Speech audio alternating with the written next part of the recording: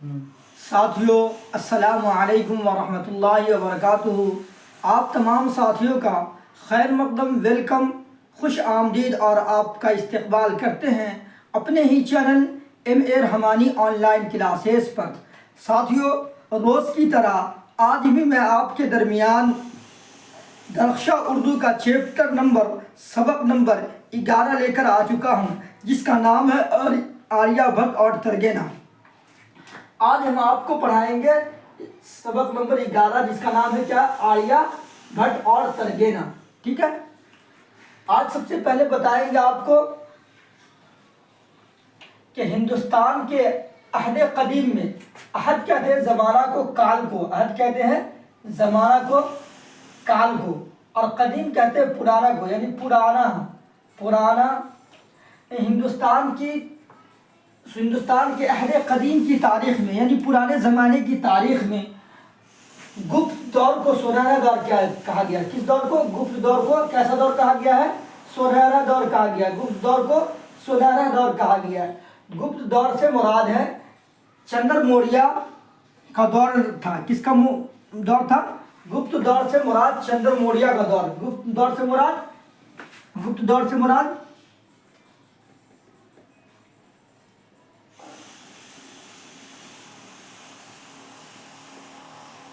चंद्र मौर्य का दौर।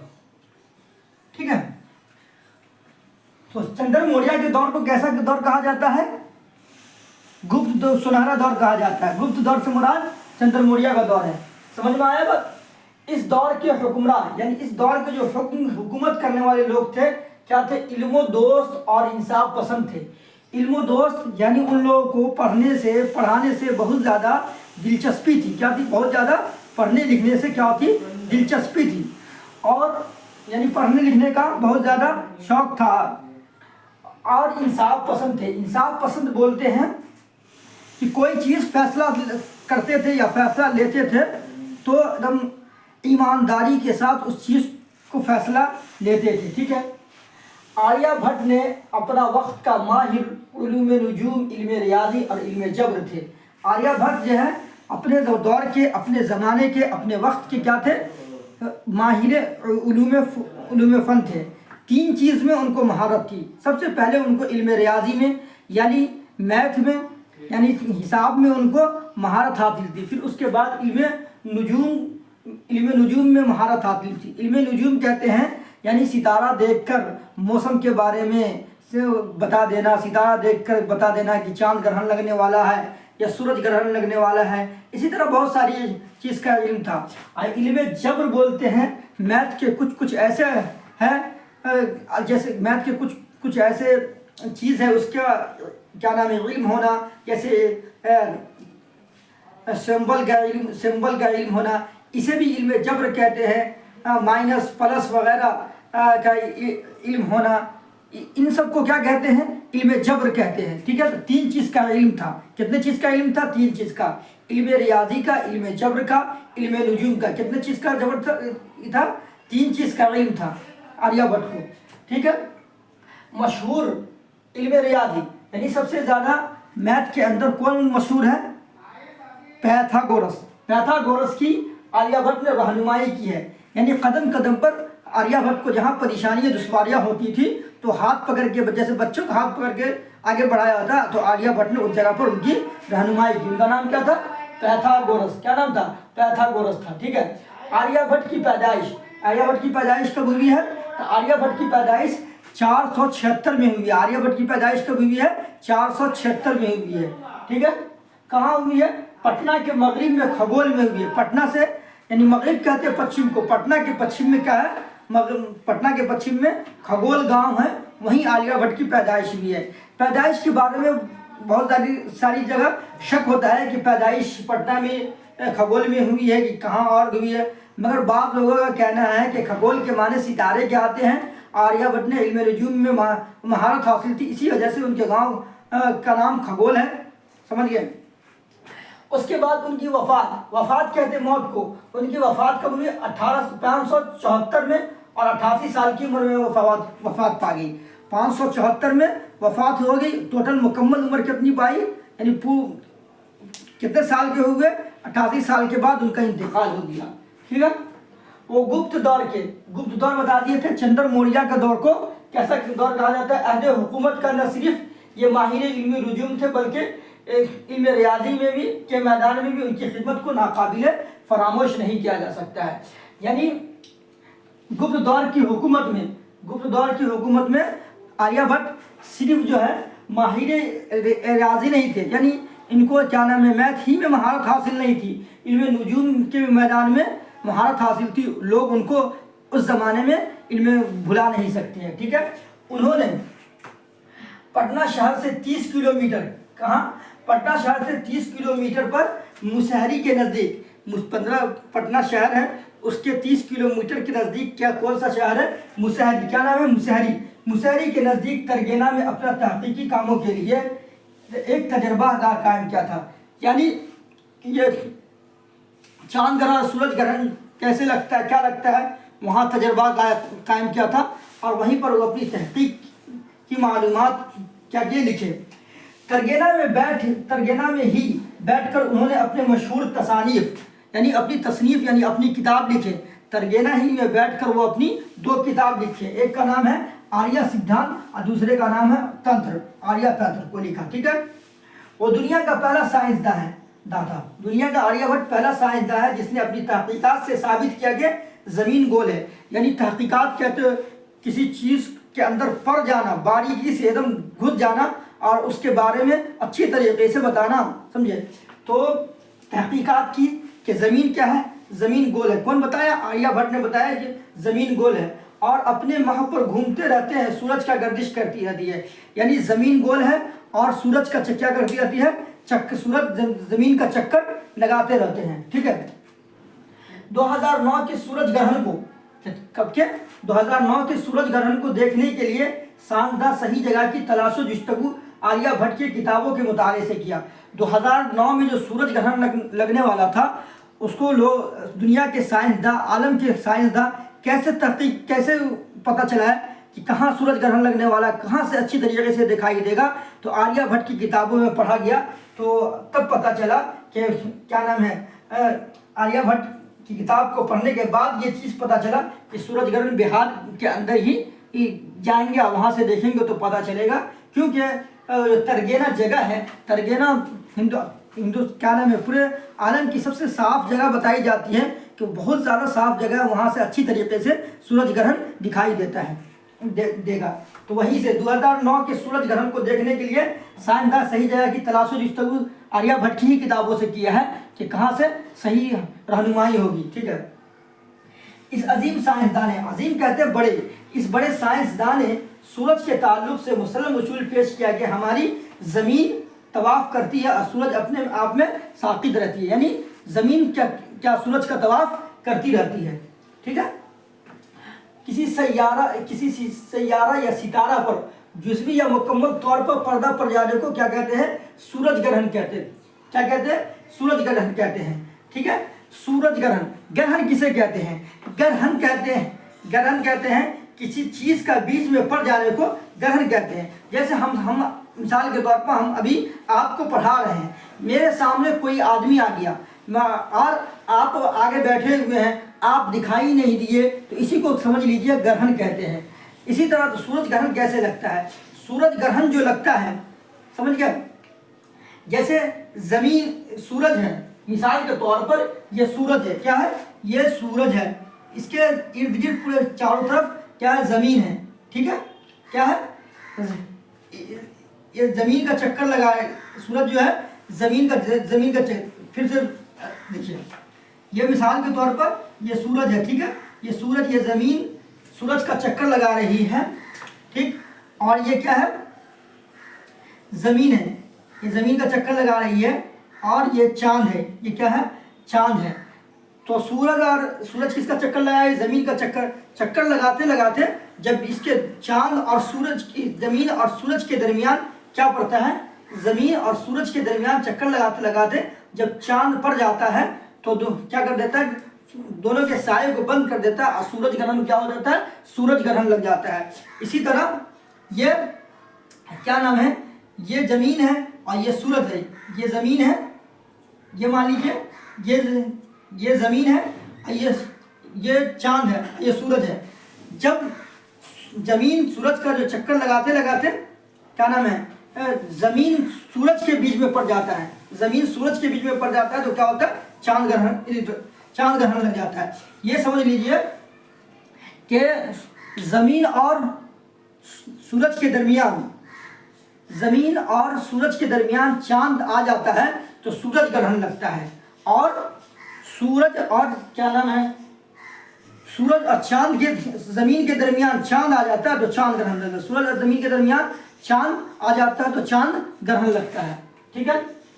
ज़मीन के बाशिंदों को दो तरह के ग्रहण से वास्ता पड़ता है। ज़मीन का बाशिंदा कहते हैं बसने वाले को। बाशिंदा किसको कहते हैं, बसने वाले को। तो ज़मीन के बाशिंदों को दो तरह से ग्रहण का वास्ता पड़ता है, एक सूरज ग्रहण से, एक चांद ग्रहण से। ठीक है। तरगेना पटना से दक्षिण जानिब 30 किलोमीटर की दूरी पर मुशारी के सब डिवीजन में। तरगेना कहाँ है, पटना से 30 किलोमीटर पर मुशारी सब डिवीजन में तरगेना पड़ता है। ठीक है। अमेरिका के साइंसी तहकीकी इदारा नासा ने, अमेरिका के साइंसी तहकीकी इदारा कहते हैं संस्था को, इदारा किसे कहते हैं, संस्था को, जहाँ पर किसी चीज़ की खोज की जाती है तो तहकीकी इदारा उसी को कहते हैं। नासा, यहाँ साइंसी तहकीकी इदारा का नाम क्या था, नासा। एक साइंसदान जे एडरेसन, क्या नाम था उसका, जे एडरेसन। साइंसदान का नाम क्या था, जे एडरेसन, जो कि गुज़िश्ता 20 सालों से 2009 में पेश आने वाले सूरज ग्रहण का तहकीकी काम कर रहे थे। सूरज ग्रहण का क्या कर रहे थे, तहकीकी काम कर रहे थे। सूरज ग्रहण का वो तहकीकी काम कर रहे थे। क्या काम कर रहे थे कि सूरज ग्रहण कब होगा, कैसे होगा। ठीक है। 22 जुलाई 2009 को उस सूरज ग्रहण का मुशाहिदा करने के लिए मुल्क का और बैरूनी मुल्क के साइंसदान बिहार की राजधानी पटना पहुंच गए। किसकी राजधानी, बिहार की राजधानी कहाँ पहुंच गए, पटना पहुंच गए। यानी हिंदुस्तान मुल्क में और पूरे दुनिया से भी जितने साइंसदान से सब कहाँ पहुंच गए, पटना के अंदर पहुंच गए। 22 जुलाई 2009 को, ये याद रखिएगा तारीख, 22 जुलाई 2009 को। ठीक है। यहाँ तक कि अमेरिका के नासा और इसरो जैसे साइंसदान तहकीकी इदारे की टीम वहाँ पहुँच गई। देखो, साइंसी तहकीकी इदारा अमेरिका के दो बहुत मशहूर थे, एक का नाम था नासा, दूसरे का नाम था क्या, इसरो। तो इसरो के भी लोग पहुँच गए और नासा के भी पहुँच गए। ठीक है। यूलैंड के साइंसदान की एक टीम पहुँच गई। ठीक। दिल्ली और हिंदुस्तान से जो कहाँ से साइंसदान लोग पहुँचे थे, किस किस जगह की टीम, तो एक दिल्ली के और दूसरे नैनीताल के रिसर्च इंस्टीट्यूट के साइंसदान की जमात वहाँ कब पहुँची थी, 21 जुलाई को। ये लोग 22 जुलाई को पहुँचे थे और ये लोग 21 जुलाई को पहुँचे थे। ठीक है।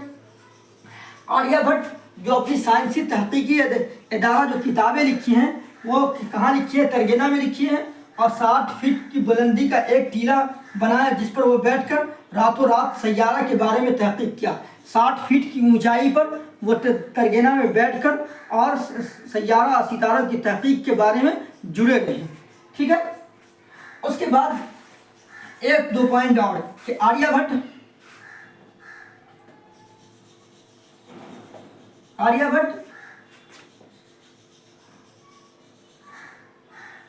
0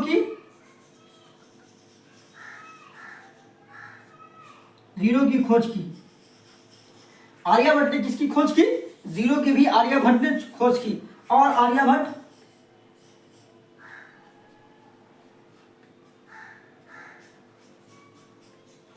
आचार्य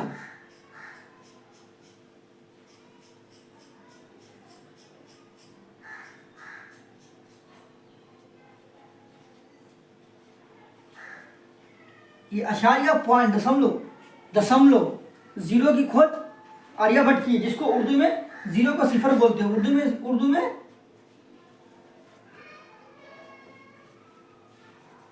0 को क्या बोलते हैं, सिफर बोलते हैं। ठीक है, सिफर बोलते हैं। और आचार्य को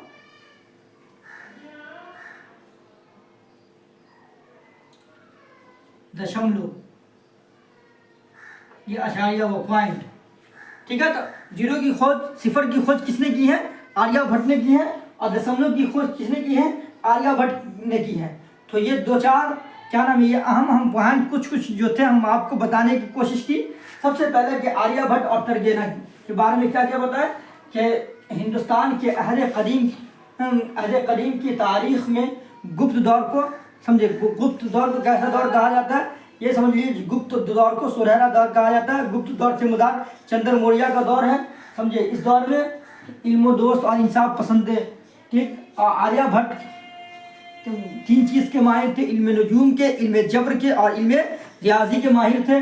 मशहूर इल्म रियाजी पैथागोरस की इसने रहनुमाई करी है। आर्यभट्ट की पैदाइश 476 में हुई है। कहाँ में? खगोल में हुई है। इनकी वफात 564 में हुई है। टोटल उम्र कितने पाए हैं? 88 साल उम्र पाए हैं। वो गुप्त अहद हुकूमत का न सिर्फ ये कि माहिर इल्म रियाजी थे, इल्म नजूम के मैदान में भी वो इल्म रियाजी में ही महारत नहीं रखते थे, इल्म क्या नाम है, इल्म नजूम में भी महारत हासिल रखते थे, ठीक है। ये सब अहम पॉइंट था जो हम आपको बताने की कोशिश की। आर्यभट्ट के बारे में पढ़ा दिए थे मुख्तसर तौर पर। अब हम आपको आर्यभट्ट के बारे में जो क्वेश्चन है उसको लाने की कोशिश की है और आपको आर्यभट्ट के क्वेश्चन को बताएंगे, ठीक है। सबसे पहला सवाल है कि आर्यभट्ट की पैदाइश कहाँ हुई? आर्यभट्ट की पैदाइश कहाँ हुई, ये पूछा जा रहा है। तो आर्यभट्ट की पैदाइश बिहार में हुई है। कहाँ हुई है? बिहार में हुई है। ये आगे पूरी तफसील के साथ बताएंगे कि बिहार में कहाँ हुई है। आर्यभट्ट तजर्बागाह कायम कहाँ किया था? आर्यभट्ट की पैदाइश बता दिया। आर्यभट्ट तजर्बागाह कायम कहाँ किया था, यानी जो आर्यभट्ट सूरज ग्रहण और चांद ग्रहण के बारे में जो गौर फिक्र किया था, वो किस जगह पर वो अपना तजर्बागाह कहाँ कायम किया था? तो वो तजर्बागाह का नाम क्या था? थरगेना में कायम किया था। थरगेना में कायम किया था। सवाल नंबर 3 है, हिंदुस्तान में गुप्त दौर को कैसा दौर कहा जाता है? हिंदुस्तान में गुप्त दौर को कैसा, आपको बता दिए थे। गुप्त दौर किसे कहते हैं? चंद्र मौर्य के दौर को, चंद्र मौर्य के दौर को। बादशाह चंद्र मौर्य गुजरा है चंद्र मौर्य के दौर को, ठीक है। तो हिंदुस्तान में गुप्त दौर को कैसा दौर कहा जाता है? तो हिंदुस्तान में गुप्त दौर को कैसा? सुनहरा दौर कहा जाता है। कैसा दौर कहा जाता है? सुनहरा दौर कहा जाता है। उसके बाद है कि आर्यभट्ट का ताल्लुक किस ओहदे से था, यानी किस बादशाह के ज़माने से था? और ओहदा के माने ज़माना, ओहदा के माने क्या? ज़माना के है, ज़माना। ओहदा के माने क्या? ज़माना के है। तो आर्यभट्ट का ताल्लुक किस ओहदे से था, यानी किस बादशाह के ज़माने से था? तो आर्यभट्ट का ताल्लुक किस बादशाह के ज़माने से था? गुप्त अहद के ज़माने से था। किसके ज़माने से? गुप्त अहद के ज़माने से। आर्यभट्ट ने किस साइंसदान की रहनुमाई की? आर्यभट्ट ने किस साइंसदान को अपना रहनुमाई की, यानी रास्ता दिखाया? रहनुमाई के माने आते हैं रास्ता दिखाने के। रहनुमाई माने रास्ता दिखाने के, रास्ता दिखाने के। तो यानी ये पढ़ाई के मामले में रास्ता दिखाया। तो आर्यभट्ट पैथागोरस की रहनुमाई की। किसकी रहनुमाई की है? पैथागोरस की रहनुमाई की है। सूरज ग्रहण किसे कहते हैं? सूरज ग्रहण के बारे में बोल रहे हैं कि सूरज ग्रहण किसे कहते हैं? तो सूरज ग्रहण अच्छी तरीके से समझिए। सूरज ग्रहण उस सूरत हाल को कहते हैं। किस सूरत हाल को कहते हैं? जब चांद अपनी गर्दिश, जब चांद गर्दिश को मतलब घूमना, जब चांद अपनी गर्दिश के दौरान, जब चांद अपनी गर्दिश करता है दौरान सूरज और जमीन के दरमियान आ जाता है, तो उसे क्या कहते हैं? सूरज कहते हैं। क्या कहते हैं? सूरज कहते हैं। क्या कहते हैं? सूरज कहते हैं। सूरज ग्रहण कब होता है? तो सूरज ग्रहण उस सूरत हाल में होता है जब चांद अपनी गर्दिश के दरमियान सूरज और जमीन के दरमियान आ जाता है, तो उसे सूरज ग्रहण कहते हैं। यानी सूरज ग्रहण कहेंगे सूरज और जमीन के दरमियान, दोनों के बीच में चांद आ जाता है, तो उसे सूरज ग्रहण कहते हैं। थोड़ा सा अगर बीच में आया तो उसके क्या नाम है? जुज़वी मुकम्मल सूरज ग्रहण कहते हैं। अगर पूरा चांद को, सूरज को ढांक लिया चांद, तो उसको मुकम्मल जुज़वी ग्रहण कहते हैं। ये याद रखिएगा कि सूरज ग्रहण कैसे होता है? तो चांद, सूरज और क्या नाम, जमीन के बीच में अगर चांद आ जाता है तो उसे सूरज ग्रहण कहते हैं। उसे क्या कहते हैं? सूरज ग्रहण कहते हैं, ठीक है। और जब सवाल नंबर 7, चांद ग्रहण किसे कहते हैं? तो जवाब, चांद और सूरज ग्रहण के दरमियान आ जाए तो उसे चांद ग्रहण कहते हैं। जब चांद और सूरज के दरमियान, जब चांद और सूरज के दरमियान आ जाए तो उसे सूरज ग्रहण कहते हैं। क्या कहते हैं? यानी सूरज और क्या नाम है, जमीन के दरमियान क्या आ जाता है? सूरज और चांद के दरमियान क्या आ जाता है? जमीन आ जाता है, तो सूरज ग्रहण हो जाता है। ये याद रखिए कि क्या नाम है, चांद ग्रहण कब होता है? तो चांद और क्या नाम है, सूरज के दरमियान जमीन जो बीच में आ जाता है तो वो चांद ग्रहण हो जाता है, ठीक है। सूरज ग्रहण कब होता है? याद रखिए अच्छा से कि सूरज ग्रहण होता है सूरज और जमीन के दरमियान में यानी बीच में चांद आ जाता है तो सूरज ग्रहण होता है। चांद और क्या नाम है सूरज के दरमियान जमीन आ जाता है तो क्या होता है, चांद ग्रहण होता है। ठीक। आर्यभट्ट की वफात कहते हैं मौत को कितने साल में हुई थी? तो आर्यभट्ट की वफात जो है 88 साल में हुई थी। कितनी साल की उम्र पाए, यानी आर्यभट्ट वफात कहते हैं, मौत को मरने को कहते हैं। तो आर्यभट्ट की वफात 88 साल की उम्र में हुई। इतना तो आपको मुख्तसर वाला सवाल बता दिया। अब थोड़ी बड़ा थोड़ा सवाल बताने की कोशिश कर रहे हैं कि सूरज और चांद ग्रहण का मुख्तसर तारुफ, यानी सूरज और चांद ग्रहण के बारे में मुख्तसर बताने को कह रहे हैं कि सूरज ग्रहण और चांद ग्रहण में पेश आने वाली एक ज्योग्राफी कहते हैं साइंसदान को, वाक़या है जब किसी सैयारा या सितारे पर जुज़वी मुकम्मल पर्दा पड़ जाए तो उसे सूरज ग्रहण कहते हैं। क्योंकि चांद जो है किसका तवाफ करता है, चांद जो है जमीन का तवाफ करता है। चांद जो है जमीन का चक्कर लगाता है। चांद किसका चक्कर लगाता है, जमीन का चक्कर लगाता है। और जमीन जो है सूरज का तवाफ करती है। जमीन का किसका तवाफ करती है, सूरज का। ये याद रखिए, चांद किसका तवाफ करती है, जमीन का, और जमीन सूरज का तवाफ करती है। तवाफ को कहते हैं चक्कर लगाने को। तवाफ किसे कहते हैं, चक्कर लगाने को कहते हैं। चक्कर, तवाफ किसे कहते हैं, चक्कर लगाने को, चक्कर लगाने को। ठीक है, तो आप किसे कहते हैं, चक्कर लगाने को। यह समझ लीजिए, चांद जमीन का तवाफ करता है और जमीन सूरज का तवाफ करती है, समझे। और जमीन सूरज का तवाफ करती है जिसकी वजह से चांद और सूरज ग्रहण होता है।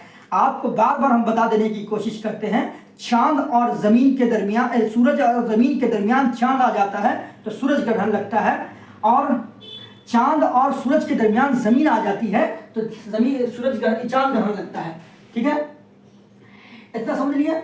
तो दरमियान में आ जाता है और चांद का जुज़वी या मुकम्मल साया सूरज पर पड़ता है तो सूरज ग्रहण होता है। और इसी तरह जमीन का साया चांद पर पड़ता है। किसका साया, जमीन का साया किस पर पड़ता है, चांद पर पड़ता है तो सूरज ग्रहण होता है। ठीक है। सवाल नंबर 10, सूरज ग्रहण को नंगी आंखों से देख सकते हैं कि नहीं? तो सूरज ग्रहण को हम नंगी आंखों से देख नहीं सकते हैं, क्योंकि साइंसदान बताते हैं कि सूरज ग्रहण को नंगी आंखों से देखने से आंख की बीनाई आपकी खत्म हो सकती है। तो सूरज ग्रहण को किस तरह हम देख सकते हैं, तो बता रहे हैं यार, सूरज ग्रहण को हम नंगी आंखों से नहीं देख सकते, क्योंकि मेरी आंख की बीनाई चली जा सकती है। सूरज ग्रहण को देखने के लिए बर्तन में पानी या चश्मा लगाकर देख सकते हैं। सूरज ग्रहण को हम किस तरह देख सकते, क्यों आंख की बीनाई चली जाती है? सूरज की रोशनी जब जमीन पर पड़ती है तो बहुत तेज होती है। तो सूरज ग्रहण को हम देखने के लिए क्या इस्तेमाल करेंगे, बर्तन के अंदर, किसी बर्तन के अंदर हम पानी को रख के सूरज ग्रहण को देख सकते हैं, या उस तरीके का सूरज ग्रहण को देखने के लिए क्या नाम है, चश्मा आता है, हम चश्मे के जरिए सूरज ग्रहण को हम देख सकते हैं। ठीक है, तो सूरज ग्रहण को देखने के लिए ऐसे देखेंगे तो मेरी आंख की बीनाई, मेरी आंख की रोशनी जा सकती है। आर्यभट्ट की पैदाइश और तारीख पैदाइश पर रोशनी डालें। देखिए दोस्तों, आर्यभट्ट की पैदाइश में हतमी तौर पर कुछ कहना मुश्किल है, यानी मुकम्मल तौर से आर्यभट्ट की पैदाइश के बारे में कहना मुश्किल है, मगर क़राइन से, यानी करीने से, यानी ज़माना के लोगों से, यानी उस ज़माने के जो लोग थे उससे पता चलता है कि आर्यभट्ट की पैदाइश पटना के मगरिब में, मगरिब में कहते हैं पश्चिम को, पटना के पश्चिम में खगोल में पैदा हुए। ठीक है, क्यों? खगोल के माने आते हैं इल्म नुजूम के। किसके आते हैं? इल्म नुजूम के। क़राइन इतिहास से पता चलता है कि उनकी पैदाइश क्या हुई है, 476 में, वफात 564 में हुई है। खगोल में 88 साल की उम्र में पाई है। यानी उस जमाने के लोग बताते हैं कि खगोल के माने सितारे के आते हैं, तो इस वजह से हो सकता है कि आर्यभट्ट की पैदाइश खगोल के अंदर में हुई, और खगोल के माने आते हैं सितारे के। उनकी वफात कब हुई है? 476 में हुई है, और मौत कब हुई है? 554 में हुई, 64 में हुई है। टोटल उम्र कितना पाए, मुकम्मल उम्र कितने पाए हैं? 88 साल की उम्र पाए हैं। ठीक है, तरगेना के महल्ले वकूफ पर 5 जुमला डाले। तरगेना पटना से दक्षिण में, पटना से कहाँ? दक्षिण में, पटना से दक्षिण 30 किलोमीटर की जानिब कौन है? तरगेना है। कौन उस तरगेना किस किलोमीटर की दूरी पर मुसहरी सब डिवीज़न में वाक़ है? मुसहरी एक सब डिवीज़न है, उसके अंदर तरगेना वाक़ है। उस मुसहरी स्टेशन मोहल्ला रहमतगंज में वो शुमूल है। तमाम सरकारी दफातर तरगेना ही हल्के में आते हैं। उस इलाके में जितने सरकारी दफ्तर हैं, दफ्तर की जमा दफ्तर वाहिद है। दफ्तर क्या है? दफ्तर वाहिद जमा दफातिर। ठीक है,